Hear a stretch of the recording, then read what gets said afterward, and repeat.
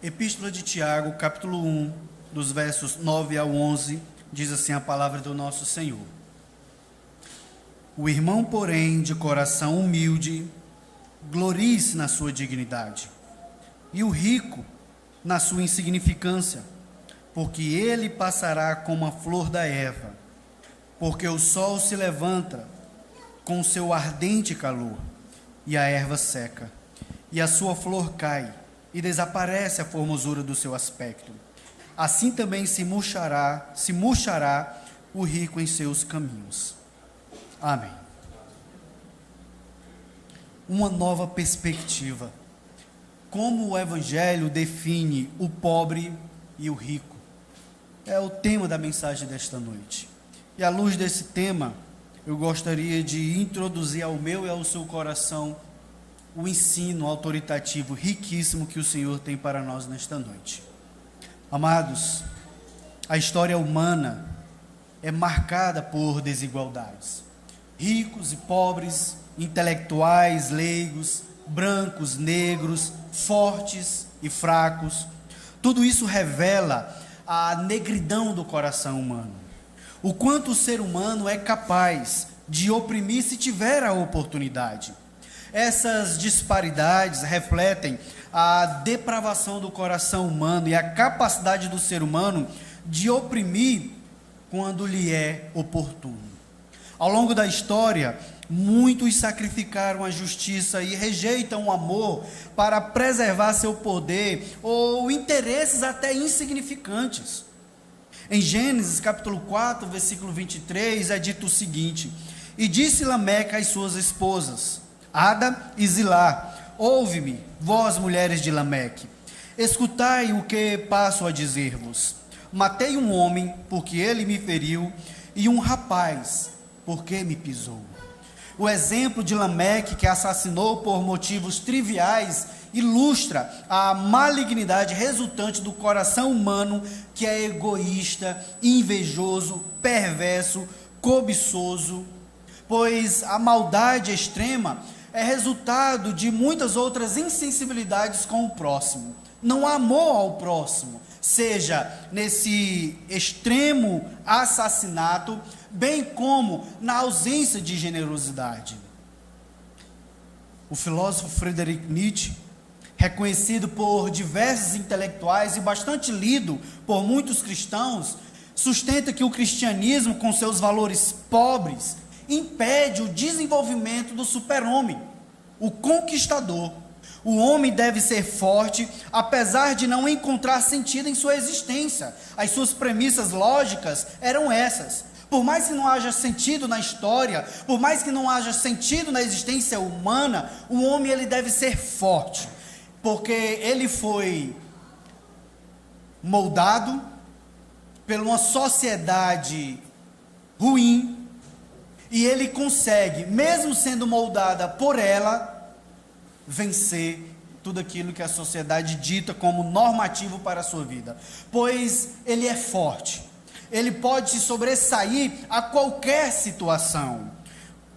E assim, por mais que ele diga que o homem deve ter coragem meio às adversidades, ele também chegou à conclusão de que não há sentido na existência humana, tampouco na coragem que o homem tenha. Contudo, ele deve ser corajoso. O homem ele deve ser livre, uma vez que foi concebido para ser livre. E o cristianismo, com seus valores pobres, com suas limitações, limita o potencial do homem, uma vez que ele foi concebido para ser livre. Essa mensagem, ela foi assimilada por uma grande quantidade de cristãos, o que aumentou ainda mais a desigualdade entre ricos e pobres, entre os fortes e fracos, porque a malignidade do coração humano, associada a filosofias inúteis, aumenta a distância entre as pessoas, por mais que muitos não queiram enxergar. O abismo que há por conta das desigualdades são consequências da entrada do pecado no mundo, sabemos disso. Porque o pecado aliena o homem da justiça, do amor, da generosidade e enaltece o individualismo. Enaltece a ideia de que ele deve ser forte mesmo que seja necessário passar por cima de outros. O pecado aliena o homem da justiça, do amor, da generosidade e de tudo o que é virtuoso e louvável perante o Senhor. Citei Nietzsche, bem como a degradação por ocasião da entrada do pecado no mundo. Contudo, meus irmãos, na igreja não é diferente. Dentro dela há pessoas que se vangloriam em ter mais do que outros, desfrutando de luxos enquanto desprezam os menos privilegiados. Podem comprar o que os seus olhos veem, assim eles pensam e se confirmam em suas ações. E podem gastar com os animais aquilo que não conseguem com as pessoas, porque eles assumiram valores invertidos. Se veem como especiais porque têm e podem possuir ainda mais. Por outro lado, os menos favorecidos são cobiçosos, porque não se contentam com o que possuem, fazendo do possuir o objeto de suas vidas. Com isso, caem várias armadilhas de Satanás e seus próprios corações, porque estão procurando atalhos para possuírem, conquistarem o que os outros têm, em vez de se contentarem com aquilo que o Senhor lhes concedeu.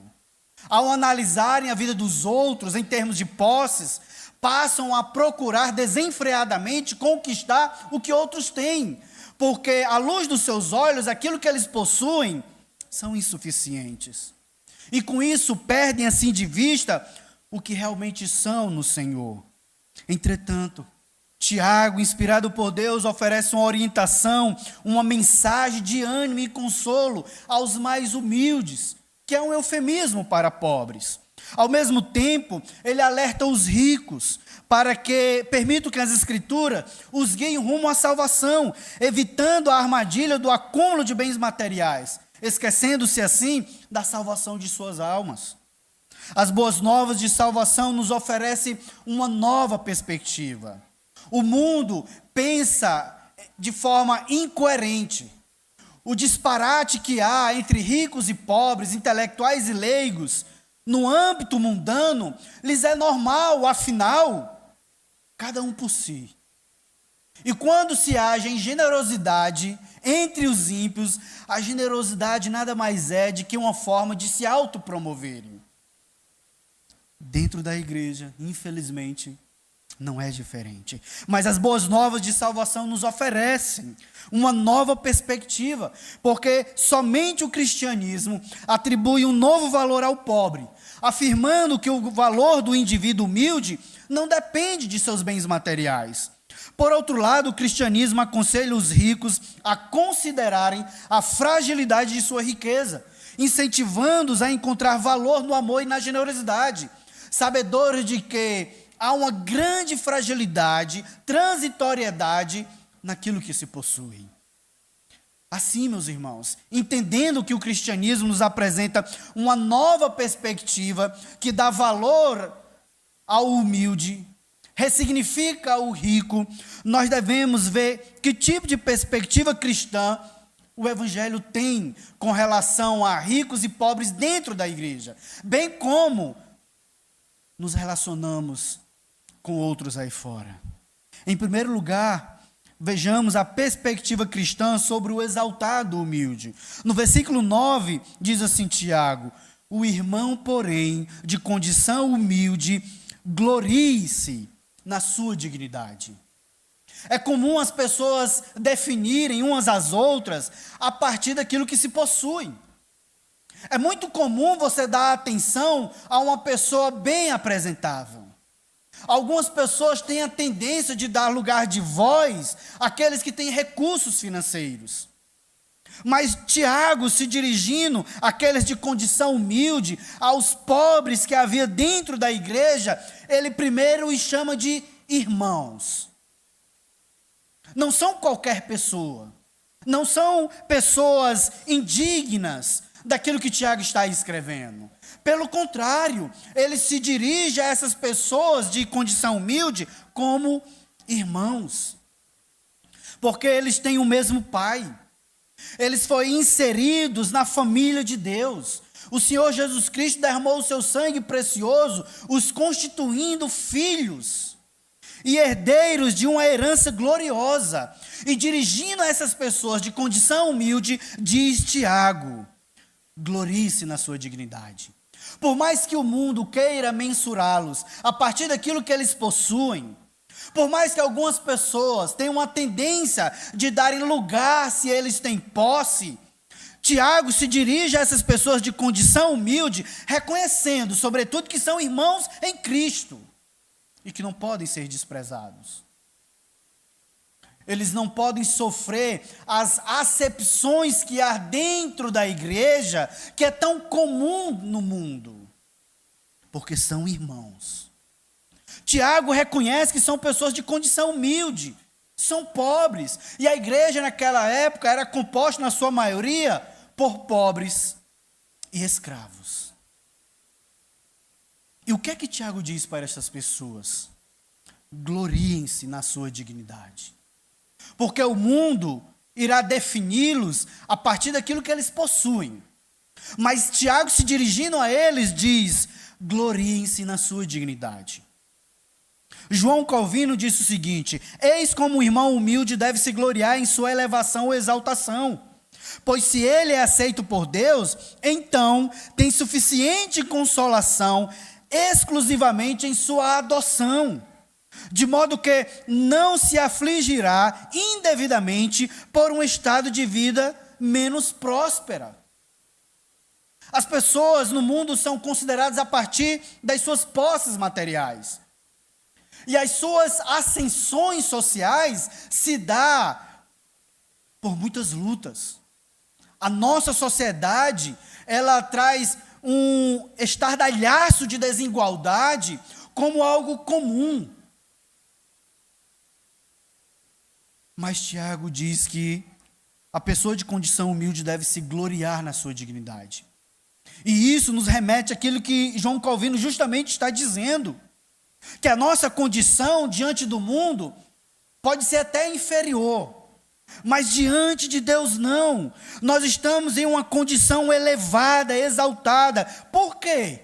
Porque nós fomos adotados, de modo que aquilo que nos aflige, o estado até de limitação que tenhamos neste mundo, não é motivo suficiente para nos levar a ficarmos contristados, infelizes.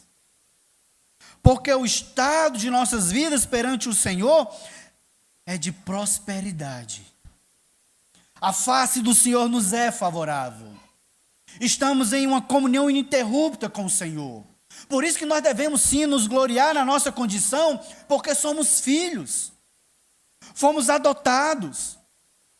E tudo aquilo que Deus nos deu em Cristo Jesus faz com que entendamos que o nosso estado, embora neste mundo seja um estado de sujeição financeira, aperto econômico, ou até miséria, pobreza, todavia tudo isso não é capaz de sufocar a esperança de novo céu e nova terra.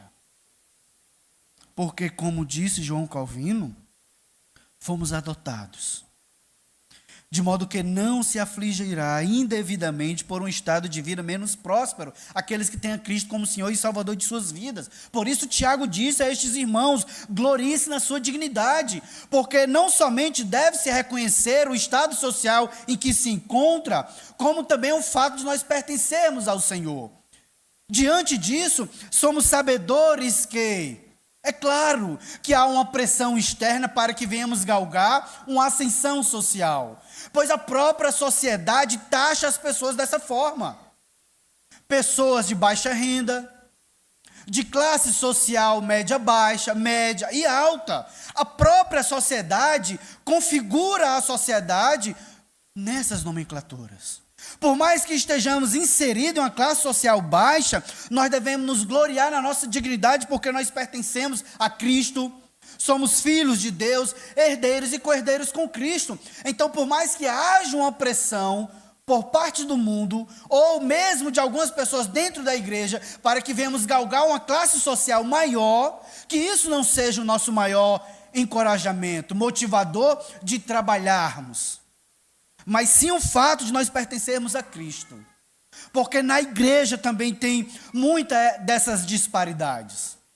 Faça um concurso, estude, se sacrifique, para você não ser como aquele irmão ou como aquela irmã que não tem condições de ir para um restaurante, que não tem condições de viajar, de conhecer este mundo belíssimo que Deus criou. Aí entra as facetas cristãs para disfarçar a perversidade dessas declarações. Tiago, meus irmãos, ele está afirmando que o humilde deve gloriar-se na sua dignidade. E isso nos leva a entender que ele está destacando a superioridade dos valores espirituais sobre os valores materiais. Vejam o que ele disse no capítulo 2, versículo 5. Abra a sua Bíblia, ou deixe a sua Bíblia aberta. Tiago 2,5 diz assim: ouvi, meus amados irmãos, não escolheu Deus os que para o mundo são pobres, para serem ricos em fé e herdeiros do reino que ele prometeu aos que o amam? Agora abra sua Bíblia em 2 Coríntios, capítulo 8, versículo 9. Olha o que Paulo declara. 2 Coríntios 8, 9.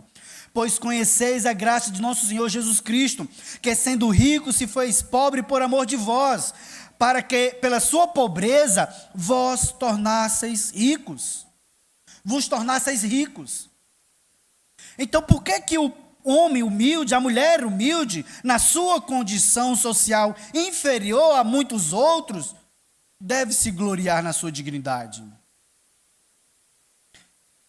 Porque pela fé, eles são ricos, são herdeiros do reino que Deus prometeu aos que o amam.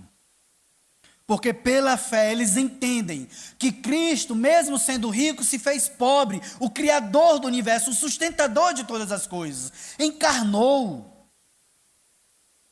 tomou a forma humana, nasceu não em meio a um palácio, mas num presépio, cercado por animais e pessoas de condição social insignificante aos olhos de tantos outros. Ele não nasceu em meio a doutores, mas serviu como um carpinteiro até se manifestar a todos.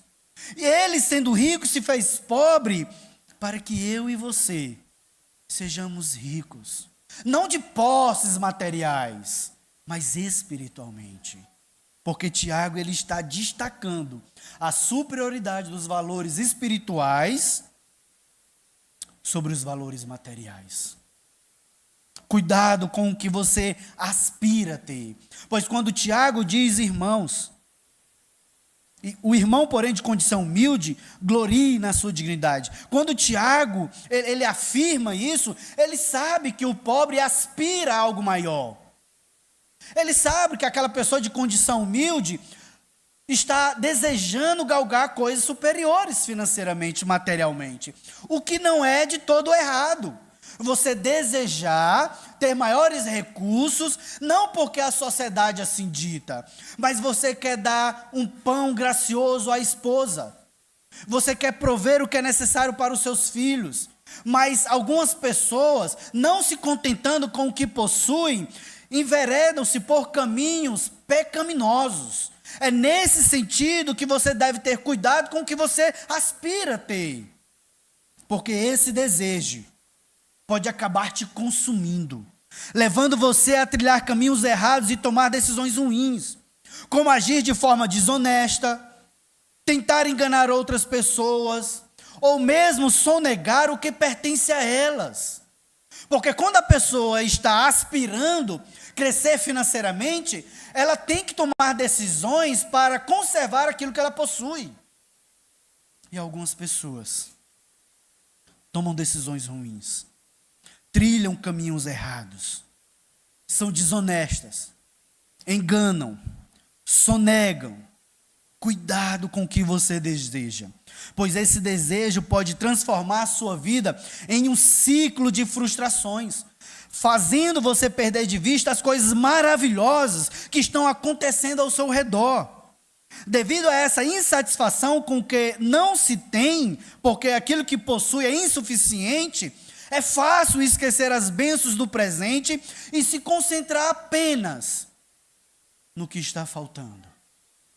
Cuidado com o que você deseja. Porque ao cobiçar, ao desejar desenfreadamente aquilo que você não possui, e não se contentando com o que tem, você vai ficar com os olhares tão fitos no que não possui, que você vai esquecer as coisas boas que Deus tem lhe dado no presente. Então, amados, devemos tomar muito cuidado quando estamos ali nas redes sociais, vendo casais, viajando, famílias comprando, pessoas esbanjando os seus recursos materiais. Cuidado com o que você coloca diante dos seus olhos, porque aquilo que você está contemplando pode vir a ser um grande projeto no seu íntimo, que não é de todo errado, dependendo da forma como você concebe isso. Porque, é claro, se você tem a condição necessária de ascender financeiramente, faça confiando no Senhor, de forma santa e temente a Deus. Os crentes, meus queridos, de condição humilde, devem se lembrar da sua identidade como filho de Deus e herdeiros do reino. Como disse Tiago, como disse Paulo, nós devemos nos lembrar, trazer à nossa memória a quem pertencemos e para onde estamos indo.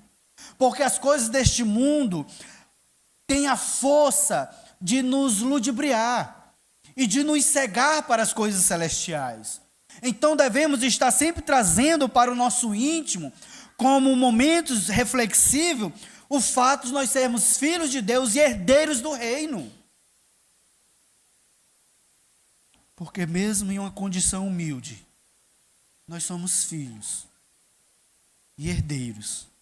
E como herdeiros nós entendemos que a perspectiva cristã sobre o homem e a mulher de condição humilde é que estas pessoas são elevadas, exaltadas diante do Senhor. Não por aquilo que possuem em termos materiais, mas porque quem são em Cristo Jesus. O Evangelho não se dirige apenas aos pobres, trazendo uma nova orientação, mas também proporciona uma nova perspectiva que redefine o papel e o lugar do rico na vida e no reino de Deus. Porque não são poucos os ricos que, ao se deixarem levar pelo materialismo e atribuírem ao dinheiro um valor superior aos valores espirituais, estão consciente ou inconscientemente trilhando um caminho de autodestruição. Em segundo lugar, veja uma perspectiva cristã sobre o humilhado rico. E o rico, na sua insignificância, porque ele passará com a flor da erva.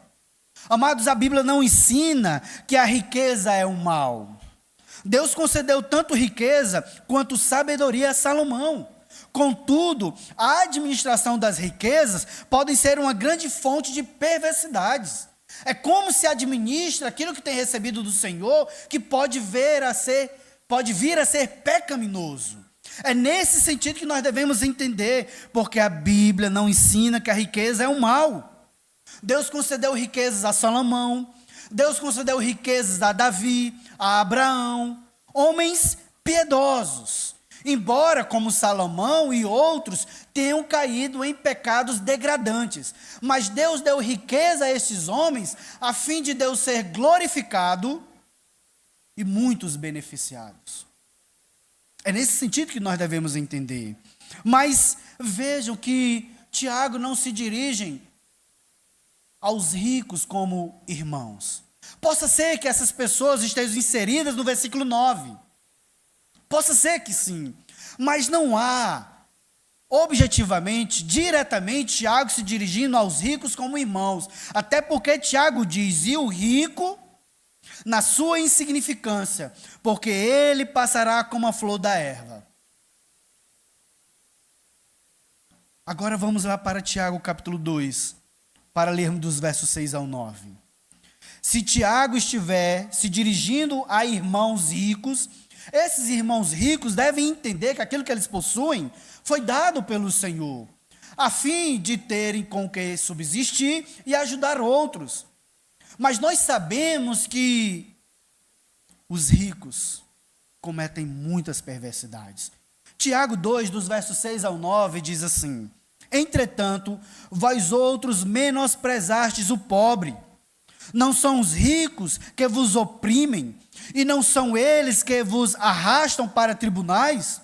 Não são eles os que blasfemam o bom nome que sobre vós foi invocado? Se vós, contudo, observais a lei, rege segundo a Escritura, amarás o teu próximo como a ti mesmo, fazeis bem.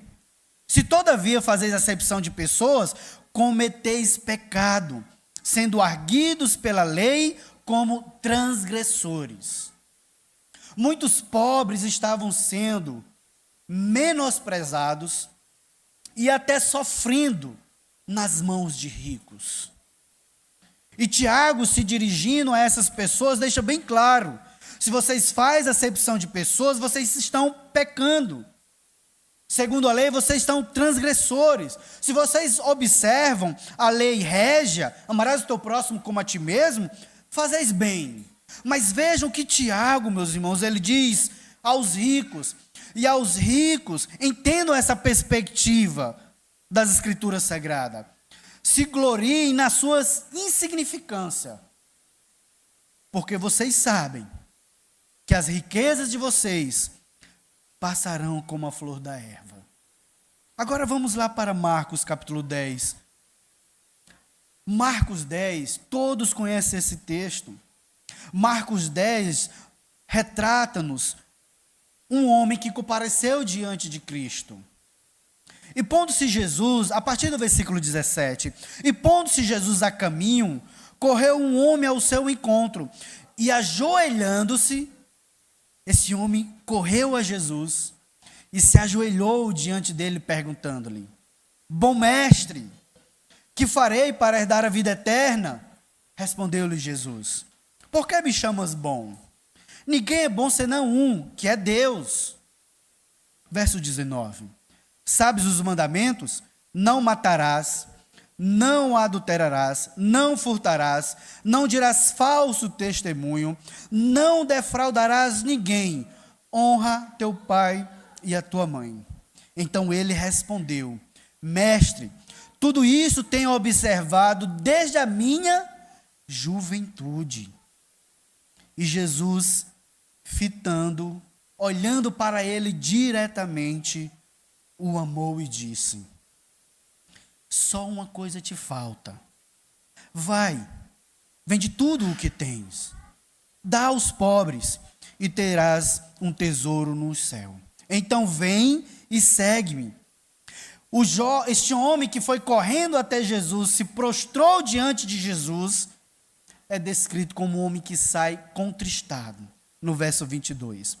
Ele, porém, contrariado com esta palavra, retirou-se triste, porque era dono de muitas propriedades. Então Jesus, olhando ao redor, disse aos seus discípulos: quão dificilmente entrarão no reino de Deus os que têm riquezas. Amados, nós sabemos que a riqueza tem o poder de excluir completamente o Senhor de nossos corações. Por isso que Jesus disse: vocês não podem servir a dois senhores. Ou vocês servem as riquezas ou a Deus. Porque ao servir um, o outro é aborrecido, negligenciado, rejeitado. Vocês não podem servir a Deus e as riquezas. E Tiago diz que as riquezas são fontes de muitas perversidades. capaz de levar a pessoa que possui riquezas a desprezar o pobre, ele que poderia ajudar, capaz de comparecer diante de Cristo, ver o Senhor excelso ali, o Salvador dos perdidos, e de repente ser rejeitado, porque as riquezas tomou conta do coração, como este homem que saiu triste, porque ele foi contrariado. O Senhor tocou no âmago da sua questão. Embora ele observasse as palavras, alguns mandamentos, o seu coração era tomado pelo dinheiro. Ele era um transgressor. Ele saiu triste. Gloriar-se nas riquezas é estupidez, porque elas passam num instante. Assim, meus irmãos, nós devemos entender que aqueles que possuem riquezas estão recebendo de Deus o que é necessário para que outros sejam ajudados. Lucas descreve que o ministério de Jesus Cristo foi custeado por mulheres de alta posição. Nós sabemos que sim, o Senhor ele pode salvar pessoas que têm grandes recursos financeiros e fazer com que elas entrem nos céus, porque a salvação é graça, é dom de Deus. Todavia, algumas pessoas que fazem das suas riquezas o seu Senhor, o seu Deus, não entrarão no reino dos céus, porque é difícil uma pessoa que confia em seus bens entrar no reino dos céus. Aliás, é impossível. Por isso que a perspectiva cristã sobre a pessoa rica é que ela está em um estado de humilhação, se ela não saber administrar os seus bens para a glória do Senhor. Tenha em mente que existe um Senhor sobre o universo que observa os comportamentos e as interações entre empregados e seus empregadores. Às vezes algumas pessoas, por terem grandes posses, uma grande influência, conseguem ludibriar muitas pessoas. Mas o Senhor, Ele vê a relação que há entre ricos e pobres. Muitas ações podem não ser responsabilizadas pela justiça humana, mas a soberania divina é perfeita, íntegra e justa, e nada foge ao seu alcance. Aqueles que são menosprezados nesse mundo têm um Senhor nos céus que está sondando e esquadriando todas as coisas. O empregado, todavia, ele não deve cair na ociosidade, usurpando o tempo devido de serviço ao seu Senhor. Vejam que o cristianismo, meus amados, orienta o rico, orienta o pobre, orienta o trabalhador, aquele que contrata, porque a verdade de Deus abarca todas as relações humanas.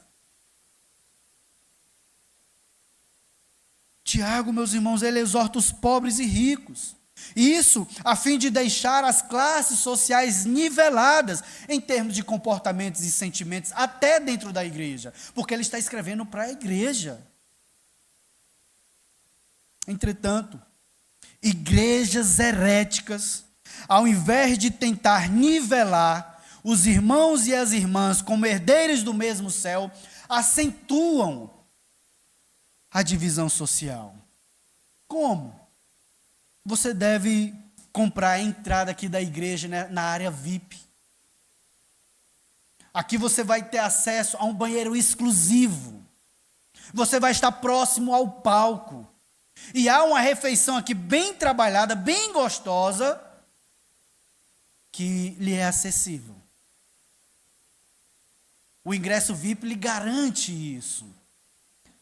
Aqueles que não têm condição de comprar o acesso VIP, têm que se contentar com um banheiro compartilhado por uma massa. Igrejas que deveriam estar orientando para que ricos e pobres se relacionem bem, glorificando a Deus, e todos assim tenham em comum aquilo que Deus tem dado. Ao invés de agirem dessa forma, igrejas compartilhadas por pessoas perversas, que ficam dizendo que é assim mesmo, afinal a igreja tem muitas coisas a gastar, então é sua responsabilidade, ou seu privilégio, comprar esses ingressos e nos ajudar nas nossas responsabilidades diárias. Comunidades supostamente cristãs, que estão comprometidas não com o Senhor, mas com os shows, com os homens e as mulheres ímpias que são endeusadas por eles mesmos. Porque essas pessoas preferem as glórias terrenas aos tesouros celestiais. Quando isso ocorre dentro da igreja, é porque ali não é a igreja de Cristo Jesus, mas a sinagoga de Satanás. E muitos ali estão sendo enganados. Porque não deve haver essa divisão dentro da igreja. O que deve haver é o nivelamento. A relação amorosa, desprendida, entre ricos e pobres. Fuja dessas igrejas. Comércios, são apenas comércios. São ladrões e enganadores, instrumentos de Satanás para desvirtuar o evangelho e frustrar as pessoas com mau testemunho. Porque essas pessoas não passam de avarentas. Então fuja dessas igrejas, porque Cristo Jesus nos chamou para vivermos o seu evangelho em todas as áreas da vida. E isso é para o pobre, é para o rico e para todos aqueles que confessam a Cristo como Senhor e Salvador de suas vidas. Considerando uma nova perspectiva, onde o Evangelho redefine as noções de pobreza e riqueza, não apenas os indivíduos são reorientados, mas também há princípios relacionados aos bens materiais. Em terceiro lugar, a perspectiva cristã sobre a fragilidade das riquezas. Pois assim como ele falou no versículo 10, no versículo 11, Tiago expande a sua argumentação comparativa para dizer o seguinte: porque o sol se levanta com seu ardente calor, e a erva seca e a sua flor cai, e desaparece a formosura do seu aspecto. Assim também se murchará o rico em seus caminhos.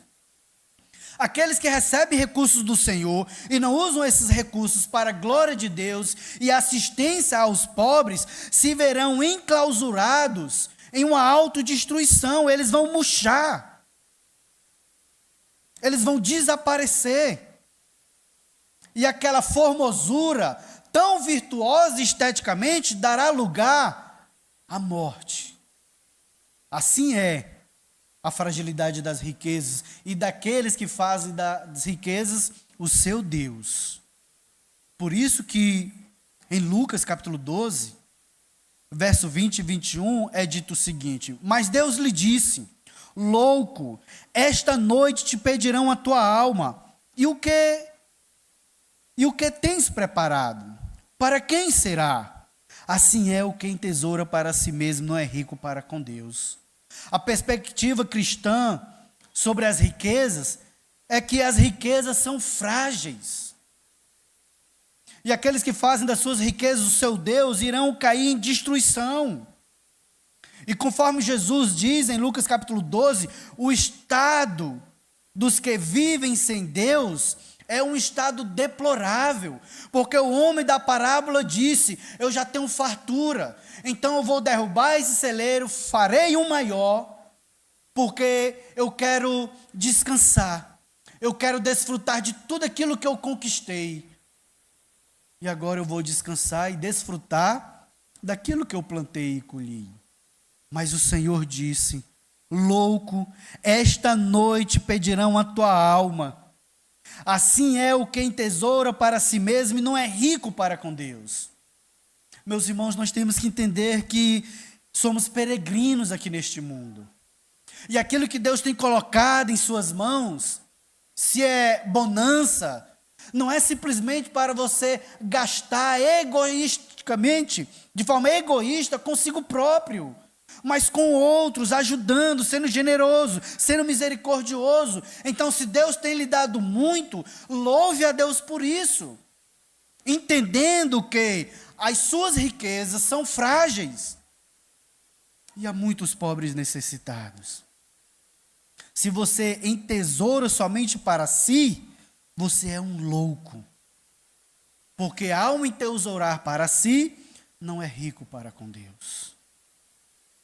Tanto os ricos quanto os pobres devem adotar uma perspectiva cristã em relação à sua condição e destino. Focar apenas nas posses materiais nos impede de reconhecermos que somos peregrinos neste mundo. É essencial honrarmos a Deus com o que nos foi concedido, independentemente da quantidade. Alguns dizem, não, quando eu estiver bastante, aí eu vou ajudar aquele homem, aquela mulher. Não, quando eu estiver bastante, então eu farei isso para a expansão do reino. A avareza não é característica de quem tem muito. Há muitos pobres avarentos. Porque a honra a Deus, ela independe da quantidade. Devemos estar cientes de que um dia iremos nos apresentar diante do Senhor, para prestarmos contas de todas as nossas ações. A questão vai além do que possuímos ou não. Trata-se do nosso caminho para a vida eterna e onde passaremos a nossa eternidade. Assim, tanto os ricos quanto os pobres precisam ter uma visão cristã sobre a sua condição e destino. Porque o Evangelho, meus amados, nivela todos diante da cruz. O mundo avalia as pessoas com base em suas posses, mas para Deus todos são iguais, todos pecaram, estão destinados a enfrentar a condenação imposta pela lei devido aos seus pecados. Contudo, em Cristo, a substituição, perdão, remoção da culpa condenatória, absolvição dos pecados e a promessa de vida eterna. Tudo isso mediante arrependimento dos pecados. E isso não é exigido somente do pobre ou do rico. Isso é exigido tanto do rico quanto do pobre. Todos carecem de arrependimento, porque sem arrependimento, o rico irá sofrer no inferno, enquanto os seus bens são consumidos e roubados. Por outro lado, o pobre não compreende a miséria, dor e sofrimento que enfrentará no inferno, se não se arrepender, que é incomparável às misérias que vivenciou neste mundo. O arrependimento é a maior necessidade, tanto dos ricos quanto dos pobres, pois é através do arrependimento que vem o perdão dos pecados. Por isso que eu iniciei a pregação dizendo que o Evangelho nos traz uma nova perspectiva. O Evangelho redefine o pobre e o rico, bem como pontua como as riquezas são frágeis. Podem ser roubadas. Podemos ser enganados e perdermos tudo aquilo que possuíamos. Por isso que nós devemos olhar para as nossas vidas e vermos o que realmente precisamos. Arrependimento. Aqueles que colocam sua fé nas posses materiais acabarão decepcionados ao perdê-las, ou poderão ser enganadas por elas mesmas. Ou quando vislumbram alguém dizendo, investe nisso porque o retorno é garantido, e lá na frente se verá enganado, frustrado. Onde o seu coração estiver, ali estará o seu tesouro, disse Jesus. Muitos encaram os bens terrenos como verdadeiros tesouros, enquanto os valores espirituais parecem para eles irrelevantes, insignificantes. Eles não percebem como são frágeis as suas riquezas e suas posses. É essencial que você ponha toda a sua confiança no Senhor, não naquilo que você possui, não naquilo que você tem guardado no banco, no Senhor. Ele nunca irá nos decepcionar, o Senhor nunca vai nos frustrar. E no Senhor, a plenitude de alegria e eternidade. Porque nele não há falsidade, mas promessas reais. Confie no Deus eterno de todo o seu coração, não na força do seu braço, não naquilo que você possui. Porque, meus irmãos, a perspectiva que o Evangelho nos traz é de mudança total em tudo aquilo que somos e nos relacionamos. E à vista do que foi dito, eu quero concluir dizendo o seguinte: se o mundo com o peso da sua influência tomar os corações e a maneira como os cristãos enxergam o mundo, os ricos especificamente não terão contato com os pobres, irão desprezá-los, se afastar. E a riqueza dada por Deus para ajudar os menos favorecidos será gasto em deleites egoístas e prazeres efêmeros. O irmão e a irmã de condição humilde sofrerá por não ter como comprar um remédio, alimentar um filho ou ter a assistência necessária para ajudar a quem ama. Mesmo que o rico esteja ali próspero, próximo, contemplando as suas necessidades, o pobre sofrerá. O pobre, não atentando para a sua dignidade, filiação divina e riqueza eterna que o aguarda, se encantará com o brilho das posses e o desejo de obter o que não se possui. Com isso, vai procurar conquistar por meios ilícitos as riquezas terrenas. E mesmo se esforçando para ter, o que conquistará lhe será um laço para os pés e pescoços, derrubando e lhe enforcando. Terá o pão com dores, as portas abertas com medo, terá posses com o terror de perder, e a busca desenfreada para se manter onde com tanto esforço alcançou, mas com o terror no coração de voltar para onde saiu. Quantas pessoas que estavam em uma condição social inferior galgaram algo maior e vivem com tormentos, porque receiam voltar de onde saíram. E se porventura voltar ao estado de pobreza que saiu, perderá o gosto pela vida, a felicidade dos dias com a família e os sorrisos com entes queridos. Embora desfrutando de saúde, mas ao voltar para a pobreza, vai desprezar o que é mais precioso ao seu lado. Os filhos com saúde, a esposa bem, o esposo com vigor físico, perdendo tudo isso de vista porque foca somente no que perdeu e no que era, ficará tomado pela angústia de estar em uma condição de humildade, já que não se tem o que o mundo declara como padrão de vida feliz. Mas o Evangelho transforma a maneira como enxergamos a condição social. Cristo se fez pobre para sermos ricos. A pobreza não é vergonhosa e a riqueza não nos dá uma glória diante de Deus, pois o verdadeiro valor está em nossa união com Cristo, que dá dignidade ao humilde e ensina humildade ao rico. Devemos olhar para a nossa condição social à luz da eternidade, porque o pobre deve se gloriar na sua riqueza espiritual e pelo fato de ser filho de Deus e herdeiro com Cristo. O rico, olhando para a sua insignificância, deve estar certo de que tudo passa, e nisso ele deve se gloriar, entendendo o que Cristo ensinou: não acumuleis para vós outros tesouros sobre a terra, onde a traça e a ferrugem corrói, e onde ladrões escavam e roubam, mas ajuntais para vós outros tesouros no céu, onde traça nem ferrugem corrói, e onde ladrões não escavam nem roubam, porque onde está o teu tesouro, aí estará também o teu coração. Assim, meus irmãos, não são filosofias, utopias políticas ou a capacidade humana que redefinirá o estado das pessoas, mas o Evangelho de Cristo, que redefine o lugar do pobre perante Deus e adverte o rico para a sua segurança. Porque o Evangelho, que é poderoso para salvar, muda a perspectiva que as pessoas têm sobre si, além de inundar o coração de valor espiritual para a eternidade.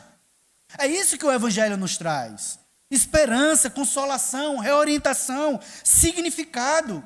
Cristo nos dá uma nova perspectiva que nos redefine, não à luz do que o mundo vê em nós, mas à luz do que o Deus Todo-Poderoso fez em nosso favor: entregar o seu Filho. E Cristo não nos é suficiente. É a cruz de Cristo, meus queridos, que transforma os indivíduos egoístas em generosos. É o clamor da mensagem da salvação que faz as pessoas compartilharem suas tristezas, alegrias, perdas e conquistas.